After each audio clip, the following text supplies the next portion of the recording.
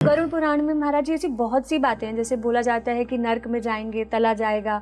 तो आजकल के जो, मैं फिर वही बात करूंगी कि आजकल की पीढ़ी नहीं करती है इन चीज़ों पर विश्वास। अरे वो तो करना पड़ेगा। जब है ना गरुड़ पुराण में एक एक बात, ऐसी कोई बात नहीं है जो बिल्कुल गलत हो।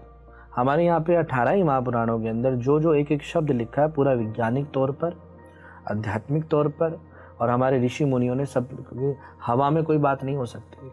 आज 20 साल पहले अगर आप हमें कोई ये कहता भारत के अंदर कि एक ऐसा फ़ोन आएगा कि जिसमें से सब लोग इधर से उधर देख के बात कर लेंगे, उस लैंडलाइन फ़ोन को हम देखकर 20 साल पहले कोई हमें ये कहता तो हम यकीन नहीं करते। तो इसका मतलब ये नहीं है कि वो चीज़ सत्य नहीं है। उल्लू जो है, उल्लू को सूरज नहीं दिखता, उल्लू सूरज की तरफ आंखें नहीं खोल सकता। और उल्लू से पूछा जाए कि तुमने सूरज को देखा, तो उल्लू कहेगा कि जी नहीं, सूरज नाम की तो कोई चीज़ ही नहीं है, क्योंकि उसको वो दिख नहीं रहा है। तो वैसे ही ये ज़रूरी नहीं है कि जिन जनरेशन को या जिस व्यक्ति को इन चीज़ों के बारे में नहीं पता, या वो इसमें जीना नहीं चाहते, तो वो चीज़ कहीं पर स्थिर नहीं है। निश्चित तौर पर है। अभी कैलाश मानसरोवर की बात चल रही थी। कैलाश मानसरोवर के आसपास इतनी सुंदर सुंदर वातावरण, या वहाँ पर ऐसी कौन सी एनर्जी है जो उनको ऊपर नहीं चढ़ने देती है? बाकी सब जगह माउंट एवरेस्ट पर लोग चढ़ गए, पर कैलाश मानसरोवर पर नहीं चढ़े।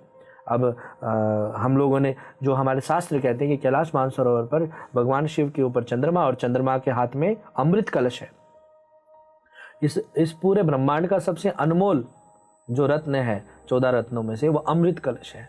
और वो अमृत कलश कैलाश मानसरोवर पर भगवान शिव के हाथों में है।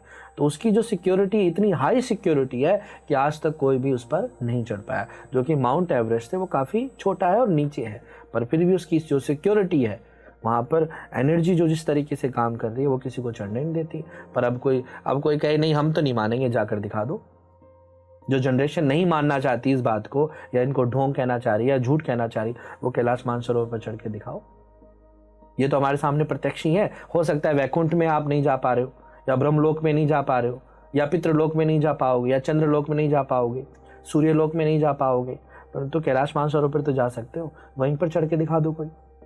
अब कई लोग अभी कमेंट्स शुरू हो जाएंगे कि महाराज जी आप मर के आ चुके हैं क्या? नहीं, हम यकीन करते हैं अपने शास्त्रों और पुराणों के ऊपर।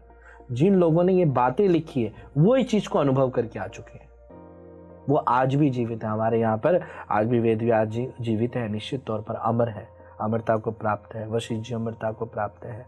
ऐसे कई लोग हैं जो अमरता को प्राप्त है, जिन्होंने ये अनुभव किया है कि ये सारे काम होते हैं। सतोपंथ के मार्ग में स्वर्ग की सीढ़ी सीधी सीधी जाती है, कोई जाकर दिखाए उससे आगे। सिर्फ आप 3 सीढ़ियों तक जा सकते हैं, दर्शन कर सकते हैं, आगे नहीं बढ़ सकते। वो एनर्जी आपको आगे जाने नहीं देगी।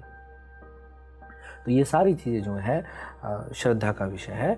नहीं मानने वाले का कोई उत्तर नहीं है, उसका कोई किंतु परंतु नहीं है। तो जनरेशन को चलो ठीक है, वो मत माने आध्यात्मिक तौर पर अच्छे कर्म तो कर सकती है जनरेशन। भाई आप श्रद्धा तो रख सकते हैं अपने पितरों के निमित्त।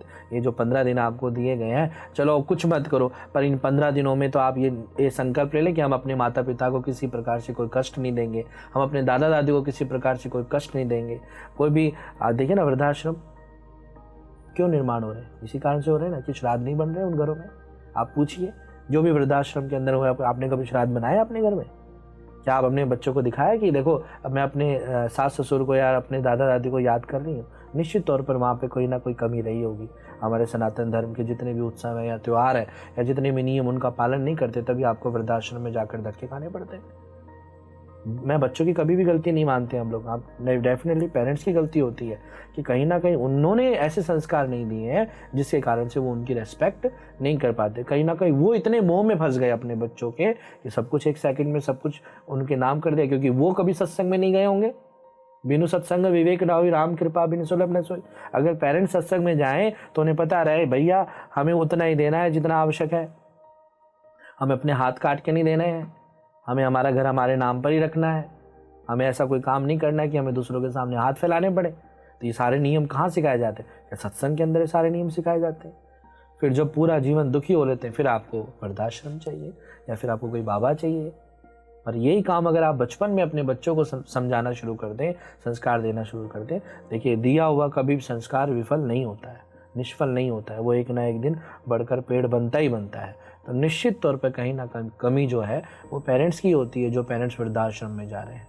उन्होंने कहीं ना कहीं कमी छोड़ी होगी, जिसके कारण अगर वो मजबूती से आज भी सामना करे, अगर मान लो आज भी अगर उन्होंने जितने पेरेंट्स हैं अगर उन्होंने अपने बच्चों के नाम पे कोई प्रॉपर्टी कर दिया तो केस लड़े, क्यों वृद्धाश्रम जा रहे हैं? मजबूती से लड़ना चाहिए उन्हें केस, अपने समाज को एक आईना दिखाना चाहिए कि अगर जाए तो बेटा बहू घर से जाए, माँ बाप क्यों जाए अगर माँ बाप की संपत्ति है तो ये कारण भी निश्चित तौर पर हम ही बढ़ावा दे रहे हैं इन वृद्धाश्रमों।